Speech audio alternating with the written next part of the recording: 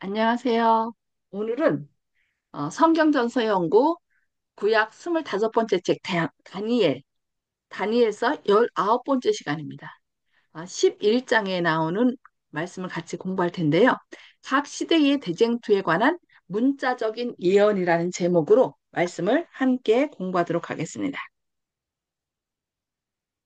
이 예언이 어떻게 문자적으로 예언되었고 성취되었는지 11장에서 구체적으로 말씀하고 있습니다.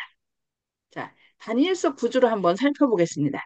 다니엘서 구조는 이제 총 12장으로 되어 있는데요. 일부는 역사적인 부분을 다루고 있어요. 1장에서 6장까지. 그 다음에 2부는 예언적인 부분으로 7장에서 12장으로 이렇게 기술되어 있습니다. 자, 1장 역사적인 부분을 보면은 1장에서 바벨론으로 끌려온 다니엘과 그의 친구들 이야기가 나옵니다. 그 다음에 2장에서는 느부갓네살의 꿈과 열국의 흥망성쇠를 느부갓네살에게 보여준 꿈. 그러나 그가 잊어버렸죠. 그러나 그 꿈을 통하여 잊어버린 꿈을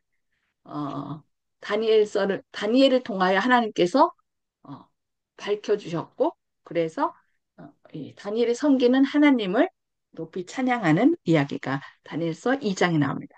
그 다음에 3장에서 느부갓네살은 그 의 내용대로 이 왕만 못한 나라, 은나라에 의하여 금나라인 바벨론이 이제 패할 것을 이미 들었죠. 그러나 그 나라가 금나라인 바벨론이 영원하도록 가고자 하는 그런 기원으로 아예 금으로 된 신상을 머리부터 발끝까지 금으로 된 신상을 만들어서 그 신상에 절하게 합니다. 그러나 다니엘의 그 세 친구들이 어떻게 했어요? 끝까지 하나님께 충성함으로. 그래서 너희가 절하지 않으면 풀무불 속에 집어 던져 넣으리라. 그러니까 어떻게요? 어, 왕이 던져 넣을지라도 우리는 안 하겠습니다. 만약에 왕이 던져 넣는다 하면은 우리가 섬기는 하나님이 우리를 구원해 주실 것입니다. 그렇지 아니할지라도 하면서 하나님께만 충성할 것을 얘기했고 실제로 평상시보다 7배 더 뜨겁게 풀물을 했습니다. 그래서 던지러 간 사람까지 다 불살라 죽임을 당했는데 던져줌을 당한 다니엘의 세 친구들과 또 그 안을 가만히 보니까 신의 아들 같은 분이 이렇게 분명히 세 사람을 던져 넣었는데 네 명이 이렇게 거기서 걸어 다니는 걸 보았죠. 그래서 얼른 나오라고 얘기했고 그래서 그들에게 정말 하나님께서 그 다니엘의 세 친구들이 섬기는 하나님이 참신임을 이렇게 증거한 것을 보여줍니다. 그래서 이 마지막 시대에 계시록 13장에 나오는 짐승의 우상을 세우고 절하지 않으면 다 죽일 것이라고 하는 이 마지막 시대에 에, 우리가 어떻게 해야 될지를 이 다니엘의 세 친구들이 우리에게 모본으로 보여줍니다. 그렇게 할 때, 끝까지 하나님을 섬길 때 하나님께서는 당신의 백성을 구해주신다는 거죠. 구원해서 승리하게 할 것이라는 것을 3장에서 우리에게 말씀해주고 있습니다. 그리고 4장에서는 느부갓네살에게 임한 심판과 회복, 느부갓네살의 전에는 2장에서는 세상 역사에 대한 꿈을 보여줬지만 4장에서는 느부갓네살 개인에 대한 꿈을 큰 나무를 나무와 그 나무에 깃들어서 사는 새와 짐승들에 대한 이야기. 그러나 그 나무를 베어버리고 노줄로 동여매고 그래서 7년 동안 방치됐다가 다시 회복될 것에 대한 그런 꿈이었죠. 근데 그 꿈이 이루어지지 않도록 다니엘은 그 느부갓네살 왕에게 조언을 합니다. 공평을 행하고 가난한 자들을 돌보고 그러면서 이제 그가 이렇게 그 꿈이 이루어지지 않도록 그러나 느부갓네살이 결국 한 1년쯤 지났을 때 어떻게 했어요?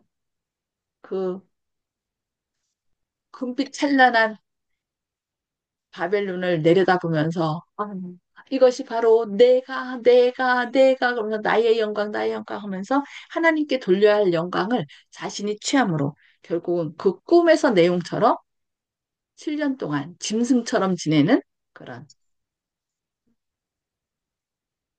뭐래요 미친 병이라 해야 되나요? 그런 병에 걸리게 됐고 나중에 7년 후에 그가 눈을 들어 하늘을 바라보았을 때 그의 지혜가 다시 이렇게 돌아온 것을 이제 이 느부갓네살이 7장에서 어떻게 했어요? 자기에게 일어났던 치욕적인 그 일을 이렇게 조서로 꾸며서 백성들에게 알려서 이 다니엘과 세 친구들이 섬기는 그 하나님을 섬기도록 한 것을 볼 수 있습니다. 그 다음에 5장에서는 그 느부갓네살의 손자죠. 벨사살. 그 아버지하고 공동왕으로 나부니도스와 함께 공동왕으로 섬겼던 이 벨사살이 그 느부갓네살에게 있었던 그 일을 알면서도 그 바벨론의 마지막 날, 그러니까 메데 페르시아 연합군이 바벨론을 둘러싸고 있는데 그것을 일부러 조롱하듯이 절대로 이 바벨론은 패할 수 없어라는 그런 조롱조로 술판을 벌이고 또 예루살렘에서 가져온 그 각종 성전 기 도구들에게 어떻게 해서 도구들의 수를 따라서 먹으면서 뭐 달신, 월신, 동신, 철신 뭐 이러면서 좀 신을 벌리면서 신들에게 그 경배를 할 때 결국 사람의 손이 나타나서 벽에 나가서 메네메네 데겔 우바르신이라고 쓴 걸 볼 수 있어요. 그래서 결국은 그 거기 쓴 대로 바라보아 어떻게 했어요? 부족함이 보였다. 그래서 벨사살은 그날 죽임을 당하고 바벨론은 멸망하게 된 것입니다. 그런 다음에 이제 6장이 나오는데 6장은 이제 그 바벨론이 멸망하고 메데 페르시아 연합군이 이 바벨론을 차지했는데 이 다니엘은 그 바벨론의 신하 총리였는데 그 다니엘을 80도 넘은 이 다니엘을 총리 중에 총리로 세우죠. 그래서 그 메드 페르시아의 대신들의 미움을 사게 됩니다. 시기와 질투. 그래서 왕 외에 다른 신에게 절하는 자는 그 사자굴에 던져넣자는 어, 그수 없는 왕이라 할지라도 변경시킬 수 없는 그 법을 만들어서 이렇게 다리오 왕에게 도장을 찍게 하죠. 그래서 결국은 다니엘은 자기가 하나님께 기도하면 그 사자굴 속에 들어간다는 것을 알면서도 예루살렘을 향하여 하루 3번씩 문을 열고 기도하여서 결국 사자굴 속에 들어간 걸 볼 수 있습니다. 그러나 하나님께서는 역시 또 다니엘의 세 친구들을 풀물불 속에서 건진 것과 같이 다니엘도 그 사자굴 속에서 구해낸 것을 볼 수 있습니다. 그렇게 해서 이 1장에서 6장까지는 그 역사적인 부분을 쭉 다뤘습니다. 그러나 7장에서부터는 이제 그 하나님께서 친히 다니엘에게 계시를 보여주셔서 7장부터 12장까지 이렇게 쭉 이어지는데요. 7장에서 첫 번째 이상, 네 짐승과 작은 뿔. 8장에서는 두 번째 이상으로 수량과 수렴소, 또 2300조에 대한 거, 또 9장에서는 그 예언 해석이죠. 2300조에 대한 예언 해석과 또 그 70주일, 뭐 이렇게 2300주의 이야기가 나오는 걸 볼 수 있습니다. 그리고 10장에서 11장, 12장은 마지막 네 번째 이상이에요. 큰 전쟁에 대한 이상인데 결국 이 10장에서는 10장, 11장, 12장이 하나의 사건이에요. 하나의 이상입니다. 서로 연결된 거. 그러니까 성경에서는 우리가 뭐 10장, 11장, 12장을 나눴지만은 그 서로 다 연결된 네 번째 이상입니다. 그래서 10장에서는 서론으로 역사의 이면에 선악간의 대쟁투가 어떻게 벌어지는지 그것을 얘기해 주면서 11장에서는 각 시대의 대쟁투를 남방왕, 북방왕으로 이렇게 나눠서 그 문자적으로 전에는 뭐 7장이나 8장에서는 이제 어떤 그 상징적인 짐승이나 아니면은 신상이나 이런 거 상징적으로 얘기했지만은 이 10장, 11장에서는 문자적으로 이렇게 얘기하는 것을 볼 수 있고요. 12장에서는 결국 이제 이 나라가 영원한 하나님의 나라가 되는 것으로 끝을 맺습니다. 그래서 다시 좀 한번 살펴보면요. 2장은 신상이죠. 신상을 통하여 뭘 보여줘요? 금속의 가치를 통해서 각 나라의 문화적인 측면을 이렇게 말하는 걸 볼 수 있습니다. 금빛 찬란했던 바벨론의 문화. 그 다음에 페르시아는 어때요? 은화를 실제로 사용했고요. 어, 그 다음 동나라인 헬라는 실제로 뭐 노트북을 뒤집어 쓰고 그 노창을 들고 이렇게 싸움터에 나갔답니다. 그 다음에 동나라 다음에 철나라인 로마는 철로 된 단칼로 전쟁에 임했고 철의 나라입니다. 강하기가 철 같다 그랬고요. 그 다음에 열 발가락은 철과 진흙이 서로 섞인 그런 거였고 사람의 손으로 하지 않은 뜨인 돌로 전 세계를 이뤘다라고 이 장에서 얘기해요. 그래서 그 각 나라의 가치를 얘기하는데 금보다 은이, 은보다 동이, 동보다 철이, 철보다 진흙이 이렇게 해서 치면은 점점 점점 떨어집니다. 그래서 문화가 그래요, 점점. 그러나 강도는 어때요?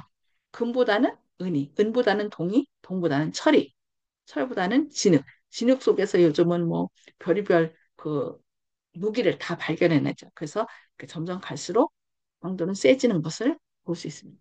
그리고 2장에서는 이렇게 신상으로 얘기를 해줬고 7장에서는 이제 주략의 공언이죠. 사자, 곰, 표범, 무섭고 놀라운 짐승 뭐 이런데 뭐 사자도 그냥 사자가 아니라 뭐 독수리의 날개를 가진 사자. 그 다음에 그 다음 나온 곰은 갈빗대 세 개를 물은 그리고 한쪽 손을 들어 이렇게 곰으로 나오고 식당에서는 아니 저기 그 다음에서는 이제 헬라 제국으로서 이제 머리가 네 딸린 표범 그것도 날개도 그렇게 돼 있죠. 그러니 얼마나 신속하게 전 세계를 제패했는지 그것을 우리에게 상징적으로 보여줍니다. 그 다음에 이제 무섭고 놀라운 짐승인데 뿔로 나눠진 다음에 그 중에 큰 뿔이 서서히 점점 커져서 새 뿔을 뽑아버리고 그 작은 뿔이 나중에는 어떻게 해요? 큰 말하는 입이 있고 눈이 있고 뭐 이렇게 해서 막 하나님의 백성들을 괴롭히고 이런 일이 있어요. 그런 다음에 이제 거기 뭐가 나와요? 7장에서 재판을 베풀고 이런 들이 나와서 결국은 그 작은 뿔의 세력이 뭐라는 것이 나옵니다. 그다음에 에서는 이제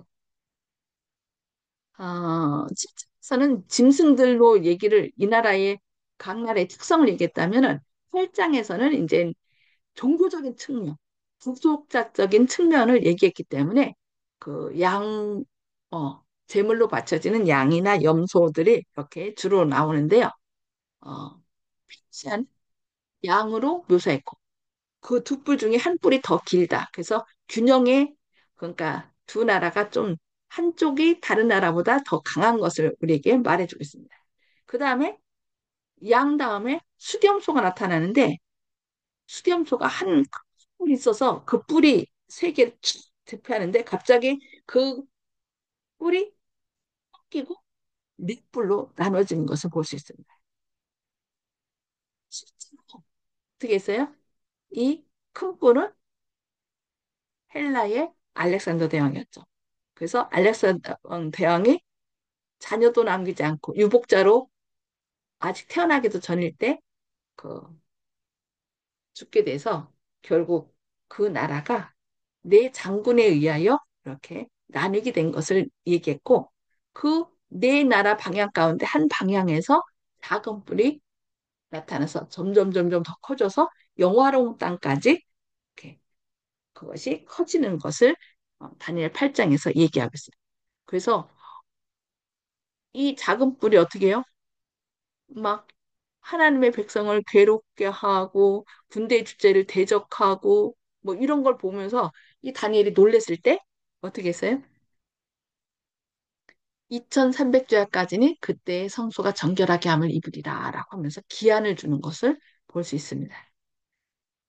그런 다음에 이제 그 9장에서 이 2300조야에 대한 그 예언 해석이 기산점이 되는 그 예루살렘 중건령에 대한 것과 또 메시아가 언제 기름 부음을 받고 언제 돌아가시고 그런 것에 대한 자세하게 얘기를 해줍니다. 그 다음에 이제 11장에 들어가서 11장, 12장에 이제 문자적인 이야기. 그러니까 지난 이제 2장, 7장, 8장에서는 금속이나 짐승이나 뭐 수양, 수염소 이렇게 해서 짐승들로 어떤 상징적으로 드러냈다면은 이 11장에 이제 오늘 배울 것은 이제 문자적인 이야기. 네 명의 왕이 있고 뭐 강력한 왕이 있고 뭐 북방왕, 남방왕 이렇게 하면서 이렇게 얘기하는 걸 볼 수 있습니다. 자, 그러면은 11장을 한번 살펴보겠습니다. 11장의 내용을 이제 요약해 보면 이렇습니다. 11장은 연속되는 네 번째 이상의 본론이다. 그러니까 10장, 11장, 12장인데 그게 네 번째 이상을 했죠. 그래서 지난 시간에 10장 그 뭐에 대해서 했어요? 서론 부분.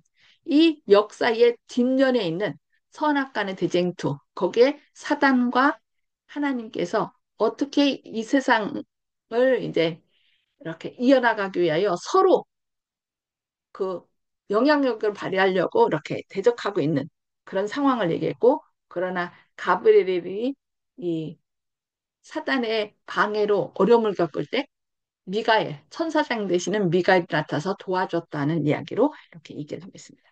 그래서 우리가 볼 때 이 세상 역사가 너무 우리가 생각지 않은 요즘 권위가 무너진 시대에 살고 있잖아요. 법을 무너뜨려요. 일부러. 그냥 그렇게 드러나는데 전에 같으면은 어떻게 명함도 못 내밀 사람들이 요즘은 어떻게 해요? 아예 그것을 갖다가 자랑스럽게 얘기하고 이렇게 이런 세상에 우리가 살고 있습니다. 그러나 이 성경에서는 결국은 악인은 하나님께 대적하는 이 작은 뿌리 세력은 어떻게 한다고요? 멸망할 것을 우리에게 얘기하고 있습니다. 그래서 이 다니엘서는 그 가장 상세한 예언인데 여기 보니까 10장에 이어서 가브리엘 천사의 설명의 계속이며 상징이 아니고 사실적이고 서술적인 기록이다 이렇게 얘기를 했어요. 그래서 다니엘은 10장 1절에서 전쟁에 관한 이상을 보았다고 했고 가브리엘은 이제 내가 마지막 날에 네 백성이 당할 일을 내게 깨닫게 하러 왔다라고 다니엘서 10장 14절에서 말씀했습니다. 즉 아닌 시대로부터 생상 종말에 이르기까지 계속되는 선악간의 대쟁투를 자세히 기록한 것이 몇 장이라고요? 다니엘서 11장입니다. 그래서 다니엘서 11장은 이후 역사를 통하여 남방왕과 북방왕의 싸움을 기록합니다. 여기서 왜 남방왕과 북방왕으로 이렇게 기록했을까요? 결국 남방이냐 북방이냐 이것은 기산점이 어디예요? 언제나 예루살렘이에요. 우리가 말할 때는 저 사람 키가 커라고 했을 때는 나보다 크면 큰 거고, 아, 저 사람 작아라고 했으면 나보다 작으면 작은 거예요. 기준이 다 누구예요? 나인 거예요. 그런데 여기서 계시록 아니 다니엘서 11장에서 어, 기준점은 바로 누구냐면은 예루살렘입니다. 예루살렘을 중심으로 해서 남쪽에 있으면 남방왕, 북쪽에 있으면 북방왕으로 이렇게 기록한 책이라는 것을 기억하시기 바랍니다. 그래서 왜 그들의 전쟁이 다니엘의 예언에 있어서 중요한가? 그 전쟁을 통하여 사탄이 백성들과 성소를 공격했기 때문입니다. 우리나라도 어떻게 해요? 중국하고 일본 사이에 있어서 고래 싸움에 새우등 터진다고 많은 어려움을 당했습니다. 그것처럼 이 예루살렘도 남방 왕인 그 애국과 북방왕인 저 시리아, 로마 사이에서 서로 전쟁을 할 때마다 어떻게 해요? 우리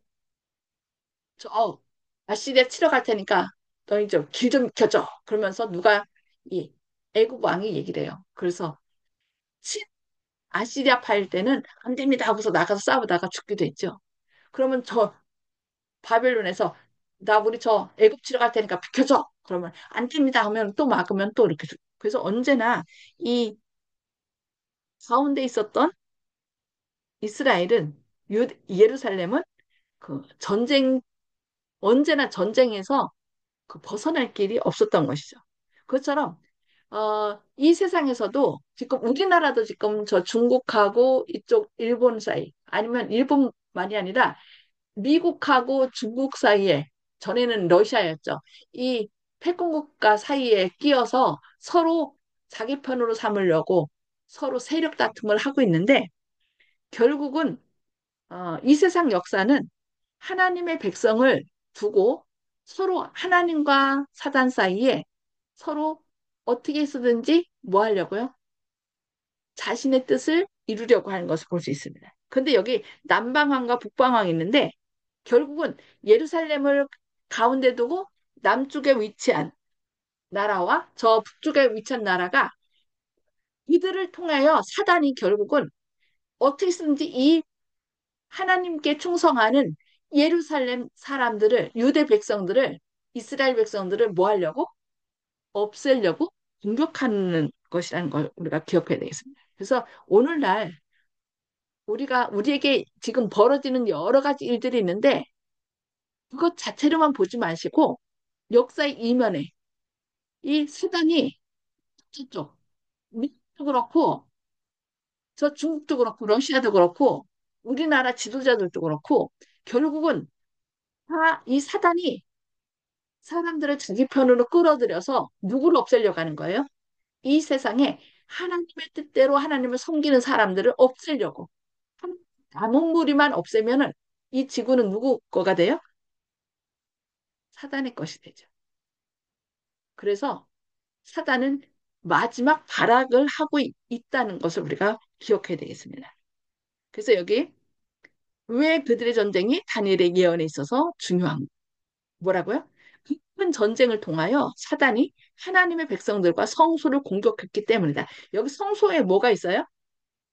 성소에 하나님의 법궤가 있어요. 십계명이 있어요. 십계명은 결국 뭐예요? 하나님의 품성의 사본이잖아요. 그래서 사단은 이 세상의 많은 것들을 동원해서 하나님의 백성들을 공격하고 이 땅에 하나님의 품성이 드러나지 않도록 그렇게 하는데 최선을 다한다는 것을 우리는 기억해야 되겠습니다. 자, 그래서 이 대쟁투는 세상까지 계속될 것입니다. 지금도 우리가 이 역사의 가운데 있다는 것을 여러분 기억하시기 바랍니다. 우리가 너무 한 것은 우리가 너무 이 세상에 젖어서 살기 때문이라고 예언이신 가운데 말씀하고 있습니다. 백성은 그냥 삶을 기대해서는 안 됩니다. 많은 사람들이 꽃길만 걸어서서, 그리고 내 영혼이 잘된 것 같이 내가 범사에 잘 되고 강건하길 원하노라 뭐 이렇게 막 그잘 되는 것만 얘기하는데, 아니에요. 이 세상은 사단이 아직 처벌을 받지 않은 상태이기 때문에 어떻게 쓰든지 이 땅에 택한 자까지라도 미혹해서 없애려고 하는 시대에 우리가 살고 있다는 것을 기억해야 되겠습니다. 그래서 이 다니엘서 11장에 문자적으로 이루어지는 것들을 통해서 앞으로 어, 그 시작해서 헬라, 로마, 또 이 마지막 시대에 이 북방왕과 남방왕이 어떻게 역사하는지, 그것을 저희가 다니엘서 11장을 통하여 배울 것입니다. 문자적으로. 그래서 오늘은 여기 11장의 내용 요약에 대해서 얘기까지 하고요.